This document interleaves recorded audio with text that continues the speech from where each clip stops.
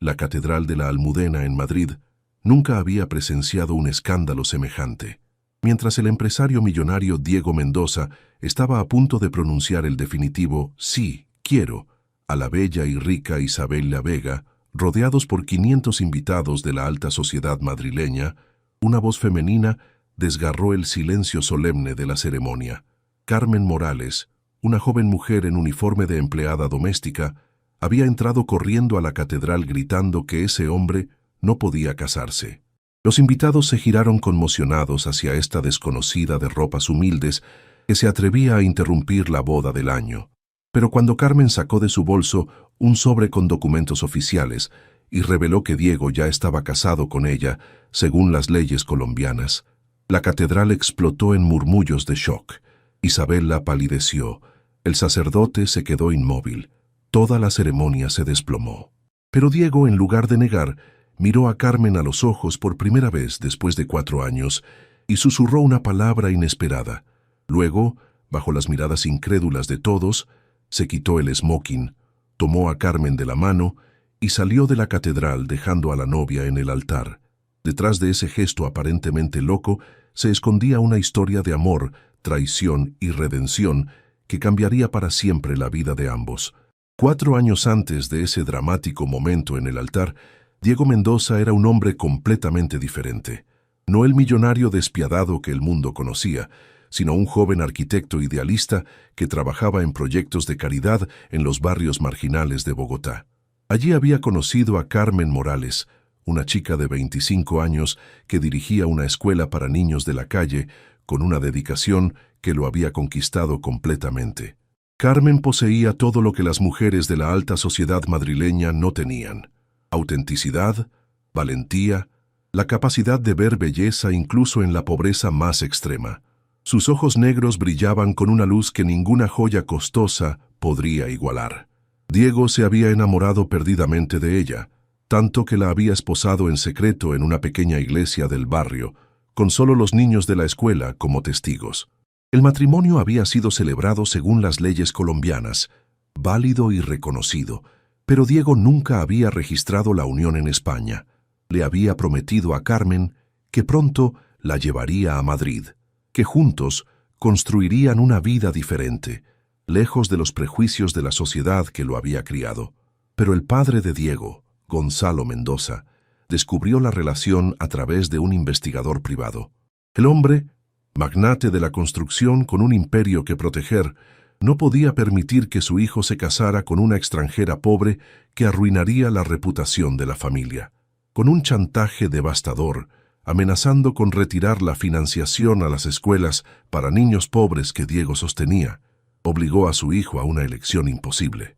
Diego regresó a España con el corazón destrozado, contándole a Carmen una mentira atroz a través de una videollamada, que se había cansado de ella, que quería volver a su vida de privilegio, que su matrimonio había sido solo un capricho temporal. Las palabras que pronunció, viendo las lágrimas que surcaban el rostro de Carmen, lo atormentaron durante años. Carmen se derrumbó completamente. Perdió el trabajo, la casa, la esperanza. Usando los pocos ahorros que tenía, logró llegar a España, esperando reconquistar al hombre que amaba. Pero encontró a un Diego cambiado, frío, que la rechazó brutalmente delante del portón de la mansión familiar. Sin alternativas, Carmen aceptó el único trabajo disponible: empleada doméstica en familias ricas. Ironía del destino, terminó trabajando precisamente para los amigos de los Mendoza, limpiando las mismas casas donde Diego participaba en cenas elegantes, permaneciendo invisible mientras él construía su nueva identidad de playboy millonario. Durante 4 años vivió en las sombras, el corazón roto pero la dignidad intacta, observándolo desde lejos mientras él se transformaba en el hombre que su padre siempre había querido que fuese. Lo vio comprometerse con Isabel La Vega, heredera de una dinastía farmacéutica, una mujer bella pero fría que representaba todo lo que la sociedad madrileña consideraba un buen partido. Diego había enterrado los recuerdos de Carmen bajo capas de cinismo y éxito. Había heredado el imperio de su padre tras su muerte, multiplicando la riqueza familiar, pero perdiendo todo rastro del hombre compasivo que había sido en Colombia. Se había convencido de que Carmen pertenecía a un pasado ingenuo, un error de juventud que debía permanecer sepultado. Pero Carmen nunca había olvidado, y sobre todo, nunca había olvidado que a los ojos de la ley internacional, Diego seguía siendo su marido.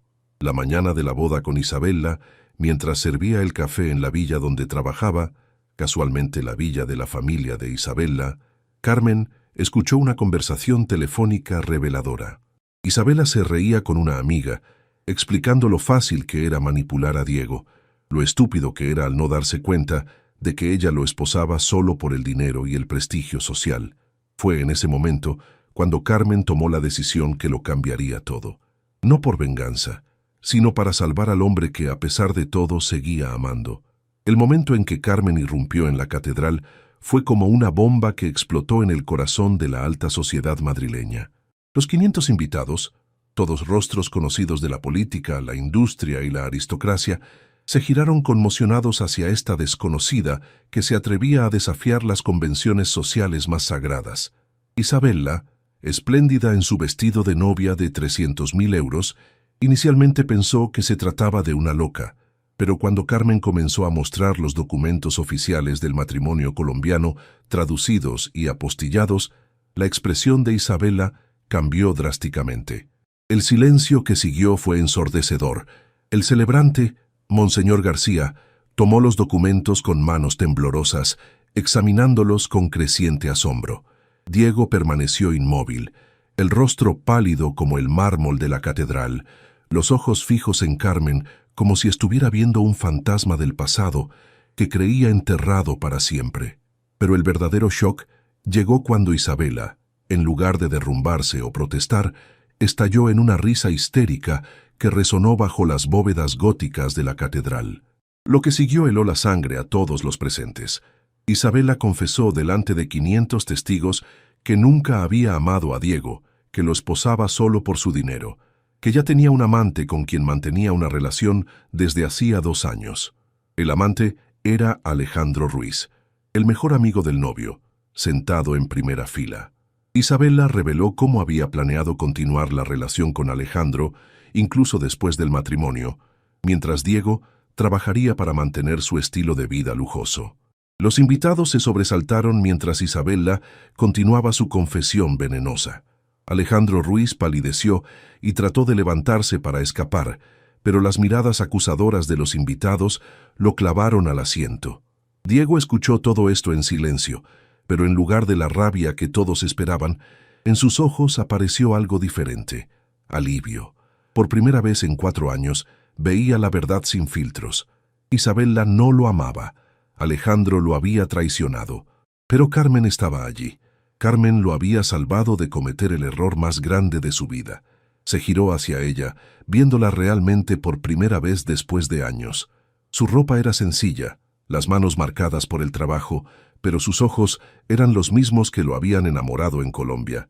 Puros, honestos, llenos de un amor que había resistido al tiempo y al dolor.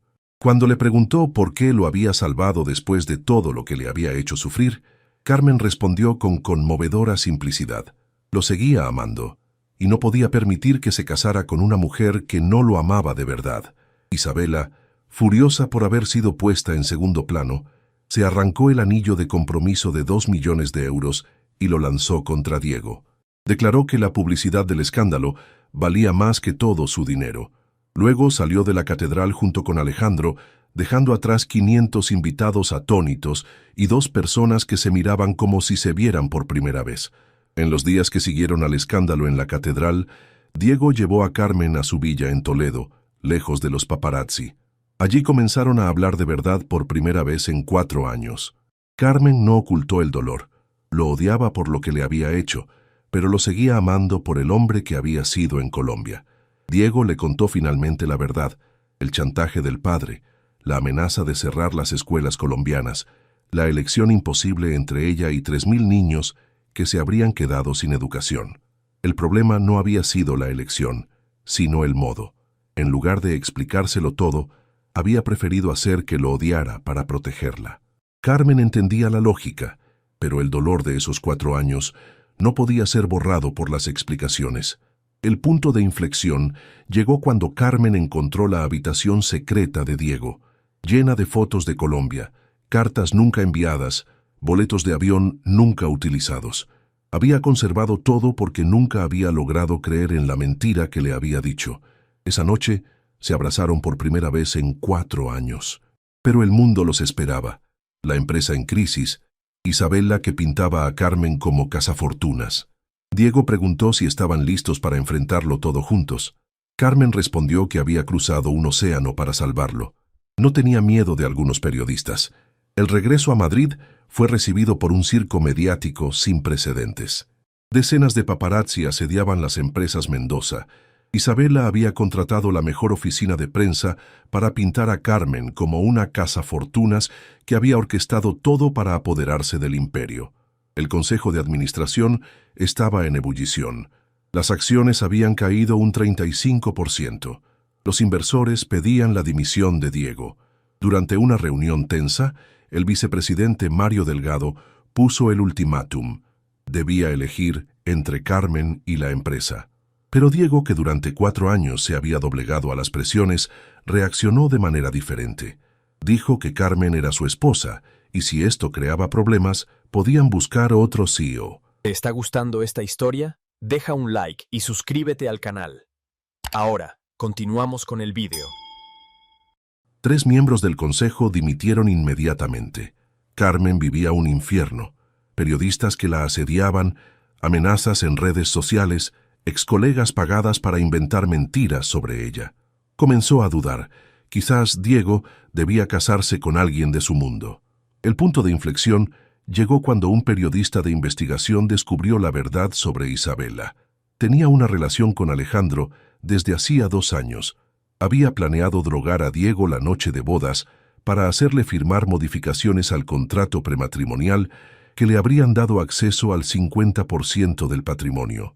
Cuando estas revelaciones salieron en los periódicos, la opinión pública se volcó. Isabela de víctima se convirtió en verdugo. Carmen de trepadora social se transformó en la heroína que había salvado al hombre amado. 6 meses después del escándalo, Diego y Carmen decidieron rehacer todo desde cero. Celebraron una nueva boda en la pequeña iglesia de San Nicolás en Toledo, con 50 invitados verdaderos y algunos niños de la escuela colombiana que Diego hizo volar a España. Después de la ceremonia, tomaron una decisión radical: mudarse por 1 año a Colombia. Diego quería reconstruir la relación con la comunidad abandonada. Carmen quería reabrir la escuela para niños de la calle. La experiencia fue transformadora. Diego redescubrió la pasión por la arquitectura social, diseñando centros médicos, bibliotecas, espacios recreativos. Carmen volvió a ser la líder natural coordinando proyectos educativos para toda la favela. Al regreso a España, encontraron un país diferente. El escándalo estaba olvidado. Isabela se había mudado a Miami con la reputación destrozada. Alejandro vivía en semiclandestinidad. Diego se presentó ante el Consejo con una propuesta revolucionaria: transformar parte del imperio en una fundación sin ánimo de lucro para proyectos sociales internacionales. Los accionistas, impresionados por los resultados colombianos, aprobaron por unanimidad. Carmen se convirtió en directora de la fundación. Su historia se transformó de escándalo mediático en ejemplo de cómo el amor auténtico puede cambiar no solo a 2 personas, sino a comunidades enteras. 5 años después de ese dramático día en la Catedral de la Almudena, Diego y Carmen estaban participando en la inauguración de la 100ª escuela, construida por la Fundación Mendoza Morales en una zona rural de Guatemala.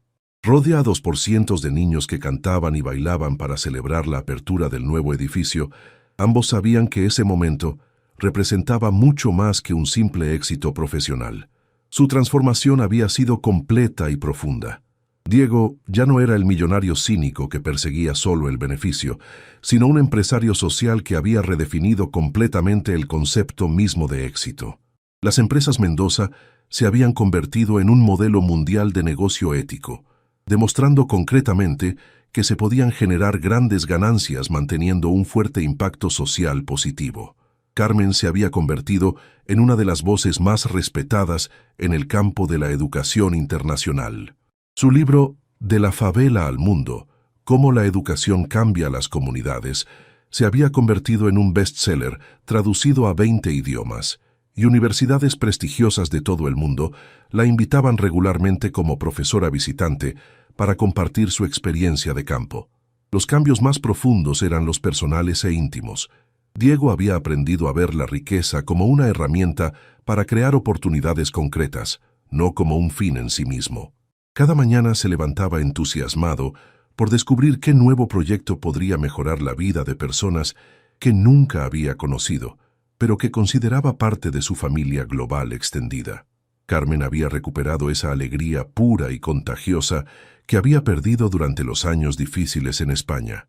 Ver el entusiasmo genuino en los rostros de los niños que recibían su primera educación formal le llenaba el corazón con una satisfacción que ninguna riqueza material podría jamás proporcionar. Su relación se había profundizado de maneras que ni siquiera ellos habían imaginado posibles al principio.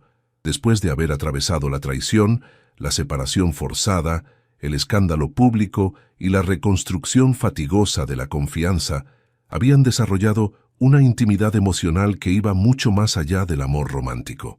Se habían convertido en cómplices perfectos, cofundadores de un sueño compartido, almas que se complementaban en cada aspecto de la vida. Durante el viaje de regreso de Guatemala, mientras sobrevolaban el océano Atlántico, Carmen reflexionó sobre la belleza paradójica de su historia. No era el hecho de haber superado las dificultades lo que hacía especial su amor, sino el modo en que cada dificultad los había hecho más fuertes, más unidos, más determinados a construir algo significativo juntos. Diego, mirando las nubes infinitas fuera de la ventanilla, pensaba a menudo en ese día dramático en la catedral. Si Isabela no hubiera mostrado su verdadera naturaleza manipuladora, si Carmen no hubiera intervenido con valor, él se habría convertido en el hombre más rico y profundamente infeliz de España. A su regreso a Madrid, los esperaba una sorpresa que ninguno de los dos había previsto. El embajador de Colombia en España había organizado una ceremonia oficial para conferirles la ciudadanía honoraria colombiana en reconocimiento de su extraordinaria contribución al desarrollo educativo del país y de toda América Latina. Durante la ceremonia, Carmen expresó un pensamiento que resumía perfectamente su recorrido. Había nacido en Colombia, pero ahora se sentía ciudadana del mundo. Su amor había cruzado océanos y continentes, y ahora pertenecían a todos los lugares donde habían dejado un pedazo de su corazón comprometido en mejorar la vida de otros. Pero la verdadera consagración de su éxito personal y profesional llegó cuando recibieron una carta completamente inesperada. Estaba firmada por Isabela Vega, después de 5 años de silencio total. La carta, escrita a mano en papel simple, contaba cómo el fracaso de su plan manipulador la había llevado a una profunda crisis personal, seguida de años de terapia psicológica intensiva e introspección dolorosa, pero necesaria. Isabela explicaba haber entendido que lo que había hecho en la catedral había sido la consecuencia de años de educación emocional equivocada, de valores completamente distorsionados, de un vacío interior que trataba de llenar con riqueza y estatus social. Ver el amor auténtico entre Diego y Carmen le había hecho darse cuenta de lo pobre que estaba por dentro, a pesar de todos sus privilegios materiales. La carta continuaba contando cómo Isabela había utilizado los años en el exilio para reconstruirse completamente. Había abierto un centro para mujeres víctimas de violencia doméstica en Miami, financiándolo completamente con la venta de sus joyas y bienes de lujo. Había estudiado psicología, especializándose en la ayuda a personas con trastornos narcisistas de personalidad como el que ella misma había sufrido durante años. Isabela no pedía que olvidaran lo que había hecho, pero esperaba que pudieran ver en su transformación la prueba concreta de que incluso las personas más equivocadas pueden cambiar cuando encuentran un ejemplo auténtico de amor verdadero. Diego y Carmen leyeron la carta juntos, sentados en la terraza de su casa en Toledo, mientras el sol se ponía sobre los viñedos. Cuando terminaron, permanecieron en silencio durante largo tiempo, procesando juntos esa revelación inesperada. Carmen fue la primera en hablar. El perdón representaba el último paso de su curación completa, no por Isabela, sino por ellos mismos. Mientras siguieran guardando rencor, una parte de ellos permanecería ligada a ese dolor del pasado. Decidieron responder a la carta, no solo perdonando completamente a Isabela, sino proponiéndole colaborar con su fundación. Si realmente había cambiado de manera auténtica, su centro para mujeres víctimas de violencia podría convertirse en el primer proyecto de la Fundación Mendoza Morales en Estados Unidos. El encuentro con Isabela, 6 meses después, fue surreal para todos los participantes. La mujer que habían conocido, arrogante, manipuladora, obsesionada con las apariencias sociales, había desaparecido completamente. En su lugar había una persona humilde, genuinamente arrepentida, que había encontrado un propósito auténtico en la vida, ayudando a otras mujeres a salir de relaciones tóxicas y destructivas. Mirando a Diego y Carmen durante ese encuentro, Isabela dijo haber entendido finalmente lo que significaba amar realmente a alguien. Ellos no eran solo marido y mujer, sino un equipo perfectamente coordinado que hacía el mundo objetivamente mejor. Ella había creído durante años que el amor era poseer y controlar a alguien. Diego y Carmen le habían enseñado que el amor auténtico significa liberar y hacer florecer lo mejor que hay en la otra persona. Esa noche, regresando a casa después del encuentro reconciliador, Diego y Carmen se detuvieron frente a la pequeña iglesia de San Nicolás en Toledo, donde se habían casado por segunda vez. Las campanas tocaban la hora del atardecer y la plaza se llenaba de la luz dorada típica de los crepúsculos toledanos más hermosos. Diego confesó que si tuviera que rehacer todo desde el principio, no cambiaría ni un detalle de su historia. Incluso el dolor, incluso los años perdidos, incluso el escándalo público, todo los había llevado exactamente allí, a ese momento de conciencia y serenidad. Carmen estuvo completamente de acuerdo. Su amor había tenido que atravesar el fuego para volverse realmente indestructible. Ahora sabía con certeza que nada ni nadie podría jamás separarlos, porque habían aprendido la lección más importante. El amor verdadero no es el que evita las dificultades, sino el que las transforma en oportunidades concretas de crecimiento compartido. Se besaron bajo las estrellas que comenzaban a aparecer en el cielo de Toledo, dos personas que habían descubierto que el amor auténtico no es solo un sentimiento privado, sino una fuerza concreta capaz de transformar el mundo entero. Una persona a la vez, una escuela a la vez, una comunidad a la vez. Su historia, iniciada con un escándalo que había hecho temblar la alta sociedad madrileña, se había convertido en un ejemplo luminoso de cómo el amor verdadero puede vencer sobre todo las convenciones sociales, los prejuicios, la avaricia, el miedo al juicio ajeno. Habían demostrado que cuando dos personas se aman de verdad, no solo sanan sus heridas más profundas, sino que se convierten en sanadores para el mundo entero. Y mientras caminaban mano en mano hacia casa, sabían con certeza que su historia más hermosa y significativa aún estaba por escribirse, día tras día, proyecto tras proyecto, niño ayudado tras niño ayudado. Dale me gusta.